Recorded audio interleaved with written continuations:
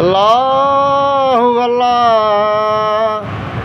তুমি জানলে জালালো, শেষ করা যায় না তোমার গুণগান। তুমি রহিম রহমান। হে আল্লাহ মালিক, তুমি সৃষ্টি করেছো এই জগৎ এবং জগতের যত নারী পুরুষ জীব জন্তু সবই তোমারই সৃষ্টি, এবং তুমি তাদের সুখ দান করছো। শুধু মানুষ নয়, এই যে তুমি পানি দান করছো, এই পানি পাওয়ার ফলে জীব জগৎ শুধু নয়, উদ্ভিদ জগৎ তারাও কিন্তু প্রাণে বেঁচে যায়। তাই তুমি আল্লাহ মালিক, তুমি যদি বৃষ্টি না দাও তাহলে মরুভূমি হয়ে যাবে। শুধু মানুষ নয়, এই বৃক্ষাদি পর্যন্ত জ্বলে পুড়ে ছাই হয়ে যাবে। তাই তুমি সবার মালিক, তোমার নাম আল্লাহ মালিক। তবে এই আল্লাহ মালিকটা বলতে হবে দেহ দিয়ে, আল্লাহু আকবার, আল্লাহ মালিক, এই কথাটা বলতে হবে। কিন্তু এই মালিকটা না বললে কি হবে? হবে কি বলো তো? ওই যে সাদ্দাম হোসেন একজন ভালো লোক, তার কোথাও কোনো গিল্টি নেই। ওটা আমেরিকার চাল, কারণ আমেরিকা দাদাগিরি করবে সারা বিশ্বে, ওর কথা মতো সবাই চলবে। এই সাদ্দাম হোসেন ভাইজান কি করেছিল? একটু ধনী হয়ে গিয়েছিল, সে গায়ে গতরে খেটে বুদ্ধির দ্বারা ধন তৈরি করেছিল, এবং ওইটাই সাদ্দাম, সেটাই আমেরিকার চোখে লাগলো। তাহলে হয়তো একদিন এই আমেরিকা দখল করে নেবে। এই সাদ্দাম হোসেন, তাকে নির্মমভাবে হত্যা করা হলো। ধরিয়ে দিল কারা? তাদেরই জাত ভাই। আচ্ছা ভাই বলো তো, শিয়ার সুন্নি দুটো আলাদা। যেমন হিন্দুদের বলে ব্রাহ্মণ আর মুচি ম্যাথুর, এরা কি আলাদা? তাহলে শিয়ার সুন্নি কি আলাদা? শিয়ারাও আল্লাহ মালিকের নাম করে, 5 ওয়াক্ত নামাজ পড়ে মসজিদে গিয়ে। সুন্নিরাও তো সেই এক জায়গা, সেই চাঁদ আশ্রয় করে মসজিদে গিয়ে নামাজ পড়ে, আল্লাহ মালিকের নাম করে। এটা কেন? এটাই আমাদের ধ্বংসের কারণ। তাই সবাই শিয়াও বলবে, সুন্নি বলবে। যেমন আমাদের সনাতন ধর্মের লোকেরা এখন ব্রাহ্মণ আর চণ্ডাল মুচি মাথুর কিন্তু সব এক হয়ে গেছে। এই যে গৌরাঙ্গ মহাপ্রভু হরিনাম বিলিয়েছে, সবাই আমরা বৈষ্ণব বিষ্ণুর সন্তান, আমাদের মধ্যে কোনো জাতিভেদ থাকতে পারে না।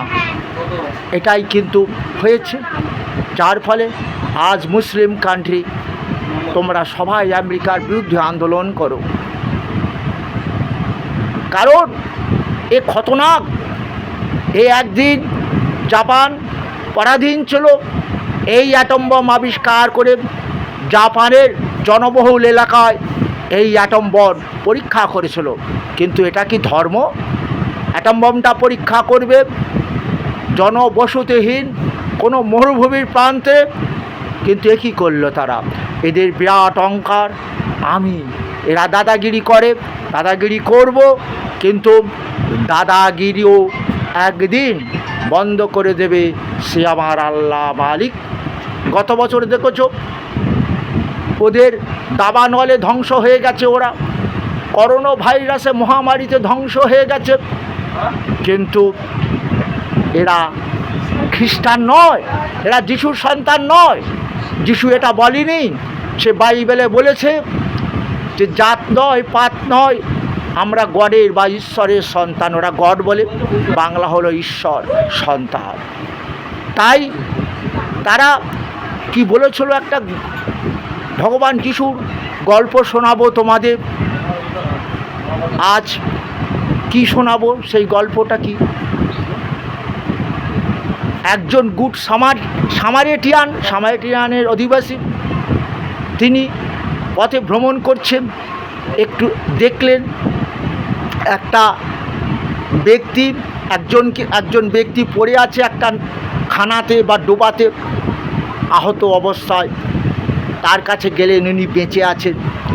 তার ঘোড়া থেকে তুলে নিয়ে সারাইখানার গেলেন, সারা রাত ধরে সেবা করলেন এবং সেবা করার পর সেই ইনকিপারের মালিককে বলছে, আই উইল রিপে অ্যাগেন, আমি তোমাকে আবার দেবো, এর পেছনে যা তুমি খরচ করবে, একে সেবা করো, সুস্থ করো, আমি সম্পূর্ণ সুস্থ, ওকে দেখতে চাই, এটাই বলে চলে গেলেন। কিন্তু যীশু খ্রিস্ট তার ভক্তদের বললেন, এইভাবে তোমরা জাতপাতের বিচার না করে, ঈশ্বরের সন্তান আমরা, রক্তের প্রয়োজন হলে তুমি বলবে না আমি খ্রিস্টান, খ্রিস্টানের রক্ত প্রয়োজন, তুমি মুসলিম বলবে না আমার মুসলিমের, শিয়া মুসলিম আমার শিয়ার রক্ত প্রয়োজন, ওখানে সুন্নিরাও রক্ত দিয়েছে। আর তুমি যদি বলো আমি সনাতন ধর্মের লোক, তাহলে আমি সনাতনের রক্ত চাই, এটাও হয় না। তাই সনাতন ধর্মের লোকেরা বুঝে নিয়েছে রক্তের প্রয়োজন হলে আমি ব্রাহ্মণ, হয়তো মুচি ম্যাথরের রক্ত আমার সন্তানকে দিয়েছে ওই মুচি ম্যাথরেরা, তাই আজকে আমরা সবাই এক হয়ে গেছি। কিন্তু আমার দুঃখ, শিয়া সুন্নি লড়াই বন্ধ করো, এক হও, সবাই আল্লাহ মালিকের সন্তান, এটা ভাবো। আজ ঈদ মোবারক, এই যে কথাটা তোমরা জানো হয়তো, যে সনাতন ধর্মের লোকেরা মা কালীর সামনে একটা পাঁঠাকে বলি দেয়, পাঁঠাটা বাচ্চা অবস্থায় কিনে এনে পালন করতে হবে, একটা সন্তানের মতো পালন করতে হবে, সন্তানের প্রতি যে প্রেম জাগরণ হয়। আর এই পাঁঠাটাকে প্রতিদিন পালন করতে করতে সন্তানের মতো এর মতো প্রেম হয় আমাদের, তাই আমাদের সেটাকেই মা কালীর সামনে নিবেদন করা হয়। তার মানে আমাদের সংসারে যে মায়া আছে, আমার বাড়ি, আমার গাড়ি, আমার পুত্র, আমার কন্যা, এই অহংকারটা, এটাই আমাদের এই বলির মাধ্যমে এটাই আমরা বোঝাতে চাই।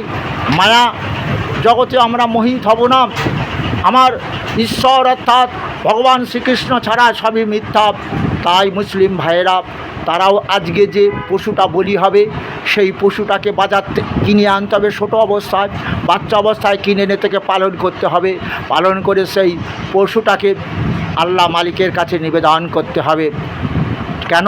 সেই একই মায়া কাটাবার জন্য এই জগতে সব কিছুই আমরা, আমাদের আপনজন সেই আল্লাহ মালিক, তাই মায়ের জগতে মোহিত হব না, আমরাও সেই মায়া মুক্ত হবার জন্য এই আমার যে মায়া দিয়ে পশুটাকে আমি বড় করেছিলাম তাকে আল্লাহ মালিকের কাছে দেওয়া হয়। সনাতন ধর্মের লোকের ওই পাঁঠাটাকে, তার মাংসটাকে কি করে, রন্ধন করে ভক্তদের সেবা দিয়ে দেয়।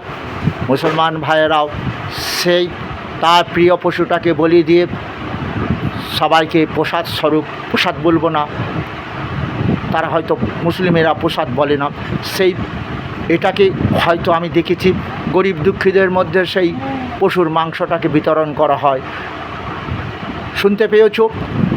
আর খ্রিস্টানদের মধ্যেও তাদেরও এটাই আসে। সেই আমাদের সেবাই হচ্ছে শ্রেষ্ঠ ধর্ম, সবার উপরে সত্য, মনে রেখে দাও, মানুষ তার উপরে কিছু নয়। তাই আমরা এটাই মনে রাখবো যে আমরা সব থেকে আমাদের জ্ঞানের কথা হলো, আজকে মহাপ্রভু আমাদের একটা কথা বলেছিল, কাজী সাহেবকে কাজী নামমাত্র ভেদ করে হিন্দু ও যবনে, পরমার্থে এক কহে কোরআনে পুরাণে। তোমরা মায়াপুরে আসবে, কাজীর সমাধি দেখবে, যে কাজীর সমাধির ওপর গৌরাঙ্গ মহাপ্রভু একটা চাঁপা গাছ বসিয়ে দিয়েছিল। আজ কাজী বলেছিল, প্রভু আমি বন্ধ করেছি হরিনাম সত্য। কেন জানো? তোমাদের ওই পণ্ডিত সমাজ তোমাকে পাগল বলে, নিমাই এই হরিনাম দিয়ে তুই দেহ পাপ মুক্ত করতে পারবি না, বেদ পুরাণ শাস্ত্র পাঠ করতে হয়। তাই দেখেছো বাবা মা মরে গেছে, ব্রাহ্মণ দাদা এসে বলছে তোর বাবা পেতলোকে আছে, নরক যন্ত্রণা ভোগ করছে, মা পেতনি হয়েছে, তাই তার আত্মার সদ্গতির জন্য আমরা সেই ভগবান কৃষ্ণের সৃষ্টি গীতা যেটা বলছে, কি বলছে গীতা, কি অর্জুন, তুমি পিণ্ড খেয়ে স্বর্গে যাবার কথা চিন্তা না করে ছেলের হাতে পিণ্ড খেয়ে আমার গীতা পড়ো। অপি চেদসি পাপে ভ সর্বে ভ পাপ কৃতম সর্বং জ্ঞান প্রলোভে নৈব বৃজিনং সন্তরসি। যদি তুমি অধিক পাপাকারী হও, আমার গীতামৃত পান করো, গীতা জ্ঞান লাভ করো, গীতামৃত পান করে দেহ পাপ মুক্ত করো। আজকে মুসলিম ভাইদের মধ্যে তাদের প্রিয় গ্রন্থ আল্লাহ মালিকের বাণী কোরআন শরীফ, সেই কোরআন শরীফও পাঠ হয়। একজন মুসলিম মারা যাবার পরও তাকে শোনানো হয়, কিন্তু সে শুনতে পায় না। জীবিত থাকাকালীন এই কোরআন শুনতে হবে, কোরআনের বাণীকে মেনে চলতে হবে। আমরা সেই আল্লাহ মালিকের সন্তান, আমাদের মধ্যে কোনো জাত নেই, পাত নেই, শিয়া নেই, সুন্নি নেই, আমরা মুসলমান, আমরা ইমান। সারা পৃথিবীতে শান্তি সৃষ্টি করব, আমরা দস্যুবৃত্তি করব না। শুনতে পেয়েছ কি? এটাই করতে হবে। তাই আমাদের কোরআনের বাণী পড়তে হবে। আজকে আর খ্রিস্টান যারা, তারা কিন্তু কি করে জানো? তারা কি করে জানো? এখনও পর্যন্ত ওরা সারা পৃথিবীতে ঘুরে বেড়ায়, ওদের ধর্মান্তরিত করবে।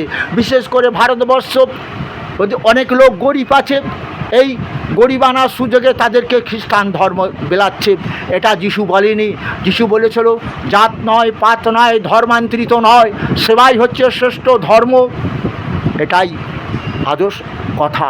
যেমন একটা ইংরাজিতে আমরা কবিতা পড়েছিলাম যে আবু বিন আদেম, আবু বিন আদেম, আবু নিশ্চয়ই কোনো মুসলমান, আবু বিন আদেম তার নাম। এই ব্যক্তি সংসার করেনি, অর্থাৎ জীবের সেবাইকে শ্রেষ্ঠ ধর্ম হিসাবে তিনি মনে করেছিলেন। যেমন হযরত মহাসিন বলে একজনের একটা কাহিনী পড়েছি আমরা, যে তিনি বিবাহ করেনি, একটি ঘরে থাকতেন, ঘরটা খুলেই রাখতে, রাতে ঘুমাতেন। তো অনেক তার ইউটেন্সিলস মানে বাসনপত্র ছিল। একজন কি হলো জানো? চোর এসেছে, দরজা খোলা, চোর মনে করেছে উনি মনে হয় দরজা দিতে ভুলে গেছেন, ঢুকে পড়েছেন। ঢুকে চৌকির তলায় দেখলেন অনেক ইউটেন্সিলস মানে কি বাসনপত্র আছে, কাঁসার, পিতলের, সেগুলো বস্তায় ভরেছেন, তুলতে পারছেন না। আমার কি করলেন উনি, হযরত মোহাম্মদ মহাসিন কী করেছিলেন জানো? ওনার মাথায় তুলে দিয়েছিলেন এই বস্তাটা। শুনতে পেয়েছ? তুমি নিয়ে যাও, এগুলো আমার প্রয়োজন নেই। এটাই হচ্ছে সেবাই হচ্ছে শ্রেষ্ঠ ধর্ম। এই রকমই আমার আবু বিন আদেম এইরকমই একটা গুহার মধ্যে থাকতো। one night he saw his room is full moon। আজকে সেই পূর্ণিমা, চাঁদের আলোয় ভরে গেছে গুহাটা, সেটাই রুম। রুম মানে ঘর, তোমরা জানো আগেকার সাধু সন্ত অনেকেরা গুহার মধ্যে তারা থাকতো। আচ্ছা, এরপরে কি হলো? He saw an angel something writing in his book. দেখলেন একজন দেবদূত তার খাতাতে যেন কি লিখছে। আবু আকস্ট্রিম হোয়াট রাইট দাও, আপনি কি লিখছেন আপনার ওই খাতাতে? আবু বিন আদেম বললেন, হ্যাঁ, ওই অ্যাঞ্জেল বা দেবদূত বললেন, I am writing the name those who love god. Those who loves god, যারা ভগবানকে ভালোবাসে। গড মনে এখানে ঈশ্বর। মুসলমান ভাইরা বলে আল্লাহ মালিক, হিন্দু বলে ভগবান, যাই হোক, ইংরেজ খ্রিস্টানরা বলে গড। তা ঠাকুর রামকৃষ্ণ বললেন যত মত তত পথ, একজন আছে, তার কাছে যাবার পথগুলো শুধু আলাদা। মুসলমান আল্লাহ মালিকের 5 ওয়াক্ত নাম করে দেহ পবিত্র করে তার কাছে যায়, যেমন পড়লে নামাজ খোদা পাবে। যারা আল্লাহ মালিকের 5 ওয়াক্ত নাম করে দেহ পবিত্র হয়ে যায়, ওই দেহের মৃত্যু পাওয়ার আত্মা কোথায় যায়? বেহেশত। আর এই দেহ দিয়ে যারা পাপ কর্ম করে, আল্লাহ মালিকের শরণাপন্ন হয় না, তাদের দেহের মৃত্যুর পর আত্মা দোজকে থাকে, নরকে থাকে। নরকে থাকে শুধু নয়, কখনো কখনো তাদের হয়তো আল্লাহ মালিক এই পৃথিবীর বুকে আনে। কেউ খঞ্জ, কেউ অন্ধ, কেউ বোবা, কেউ থ্যালাসেমিয়া, কেউ লিউকেমিয়া নিয়ে জন্মেছে। আমাদের কষ্ট হয় বাচ্চাটা কি পাপ করেছে। এটাই যেমন আমাদের গীতাতেও লেখা আছে, অর্জুন তুমি ছেলের হাতে পিণ্ড খেয়ে স্বর্গে যেতে পারো না অর্জুন। সেই না দত্তে কস্যচিৎ পাপং ন চৈব সুকৃতিং বিভু অজ্ঞানের আবৃতাং জ্ঞানং তনমুহ্যন্তি যন্তব। পরম ঈশ্বর কাহারও পাপ গ্রহণ করবে না, পূর্ণ কর্ম ক্ষয় করবে না। অজ্ঞান থেকে আশ্রয় করে যে পাপ করে, পাপের ফল তাকে ভোগ করতে হয়। তুমি যুদ্ধ করতে চাইছো না, দুর্যোধনাদিকে বধ করতে চাইছো না। ওই দুর্যোধন তোমাদের বারানাবাতে লাক্সা গৃহ তৈরি করে পুড়িয়ে মেরে ওরা ভোগ করবে 100 ভাই মিলে ভারতবর্ষ ধন দৌলত। এটা তো ধর্ম নয়। আমি ধর্ম রাজ্য প্রতিষ্ঠা করবার জন্য মহাপ্রলয় করব, কুরুবংশ ধ্বংস করবে। ওই দুর্যোধনাদির সঙ্গে যারা যোগদান করেছে, যে অন্যায় যে করে, অন্যায় যে সহে, তব ঘৃণা যেন তারে তৃণ সমদয়ে। যে অন্যায় করছে, পাপ করছে, অন্যায়কারীকে যারা প্রশ্রয় দিচ্ছে তারাও তো পাপ করছে, আরও বেশি পাপ করছে। তাহলে সেদিনকে মহাপ্রলয় করে ধর্ম রাজ্য প্রতিষ্ঠা করেছিল। তখন এটাই তো সেই পরম ঈশ্বরের জ্ঞান মানে কি? সৎ পথে চলা, সৎকর্ম করা। তাই আমার প্রাক্তন রাষ্ট্রপতি এপিজে আব্দুল কালাম সাহেব বলেছিলেন যে গীতা একটি গ্রন্থ, হিন্দুদের কাছে নয়, সারা সমস্ত ধর্ম অবলম্বীদের কাছে আদর্শ দেহ তৈরি করার একটি শ্রেষ্ঠ গ্রন্থ। শুনতে পেয়েছ? তাহলে কি ধর্মটা কি জানো? আত্মৌপমেন সর্বত্র সমং পরশতি জহ অর্জুন সুখং বা যোদি দুঃখং সযোগী পরমমত। তোমরা জাত নয়, পাত নয়, কে মুসলমান, কে হিন্দু, কে খ্রিস্টান, তারা সবাই ঈশ্বরের সন্তান।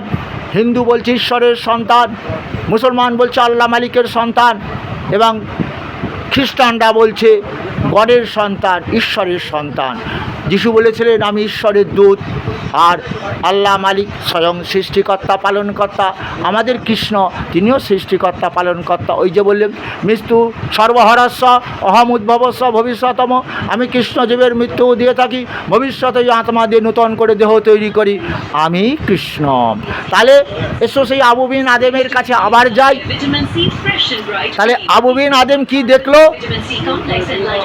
আবু বিন একটু ভিডিওটা কম কর তোরটা। তাহলে কি দেখলো আবু বিন আদেম? Next night angel came. Abu saw his name top most of the list. Abu দেখলেন তার নাম দেবদূতের খাতায় প্রথম আছে। তাহলে মানে কি হলো? আবু যে বলেছিল আমি ভগবানকে ভালোবাসি না, বাট আই লাভ মাই নেবারাস, আমি আমার প্রতিবেশীদের ভালোবাসি। প্রতিবেশী সেখানে মুসলমান থাকতে পারে, খ্রিস্টান থাকতে পারে, আবার সনাতন ধর্মের লাভ থাকতে পারে, তাই না? আমাদের পাড়ায় শুধু কি আমরা হিন্দু থাকি? মুসলমান ভাইও আছে, তারই মধ্যে কিছু খ্রিস্টানও থাকতে পারে।